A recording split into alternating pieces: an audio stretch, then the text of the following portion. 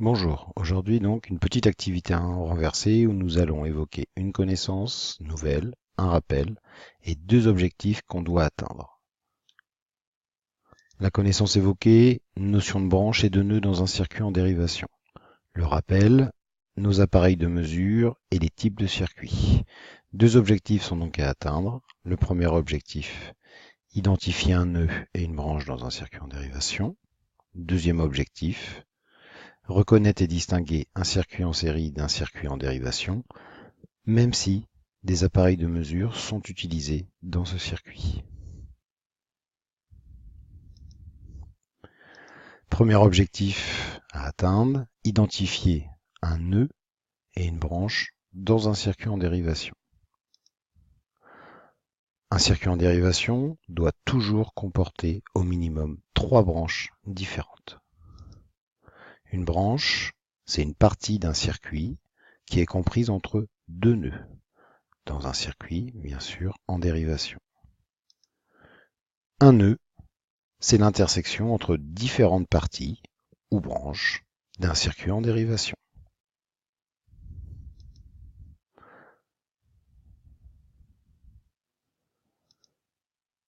Prenons par exemple ce circuit électrique qui est un circuit en dérivation. Voici l'emplacement des nœuds dans ce circuit. Ici, les nœuds sont bien l'intersection entre les différentes branches de ce circuit électrique.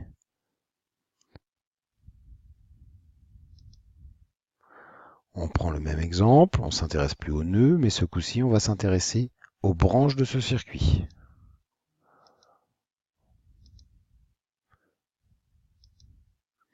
Ici, nous avons bien une branche qu'on va appeler branche numéro 1, qui est bien une partie comprise entre deux nœuds. Mais dans ce même circuit électrique, on va donc pouvoir identifier une seconde branche, qu'on va appeler branche numéro 2.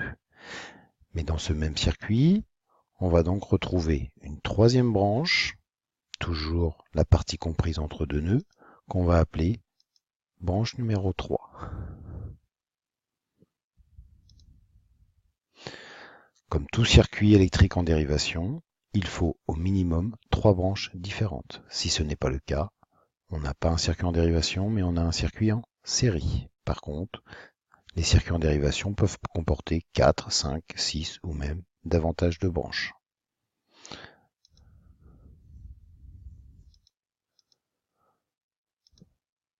De plus, il existe deux types de branches dans un circuit en dérivation.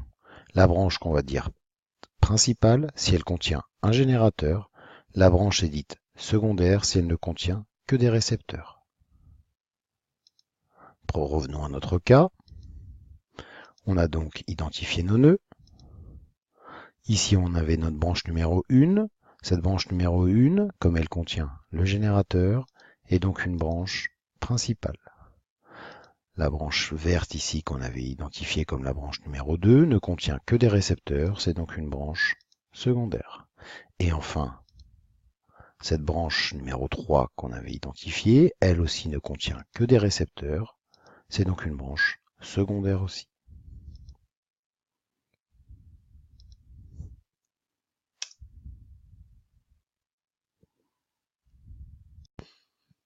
La première partie de notre activité est terminée. Afin de vérifier si votre objectif 1 est atteint, appuyez sur pause au niveau de la vidéo et répondez aux 6 premières questions de l'application. Une fois que vous aurez terminé, revenez à la vidéo. À tout de suite.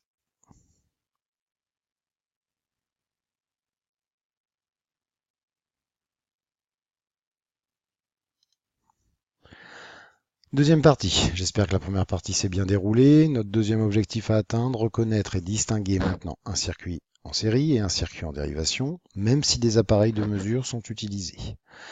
Un rappel, l'appareil de mesure s'insère dans tout type de circuit, mais ne doit jamais modifier le type du circuit. Prenons un exemple de circuit électrique. Ce circuit électrique est un circuit en série. Même si on rajoute un voltmètre qui, lui, doit être branché en dérivation aux bornes de la lampe. Le circuit reste un circuit en série, car, tout simplement, l'appareil de mesure s'insère effectivement dans tout type de circuit, mais ne doit jamais modifier le type de circuit. Ce circuit reste en série, même si le voltmètre s'intègre en dérivation. L'appareil de mesure ne modifie jamais le type de montage. Prenons un second exemple. Ce circuit, vous l'observez, ce circuit est un circuit en dérivation. Même si on rajoute un ampèremètre qui, lui, doit s'intégrer en série, pour mesurer l'intensité qui traverse la lampe L1 par exemple, ce circuit est un circuit en dérivation, car, tout simplement, l'appareil de mesure s'insère dans tout type de circuit, mais ne modifie pas le type de circuit. Un ampèremètre est toujours intégré en série, même si le circuit est en dérivation. Notre activité est terminée. Afin de vérifier si votre objectif 2 est atteint, stoppez la vidéo et répondez aux 3 dernières questions de l'application. En espérant que cette vidéo vous ait plu, je vous souhaite une bonne soirée.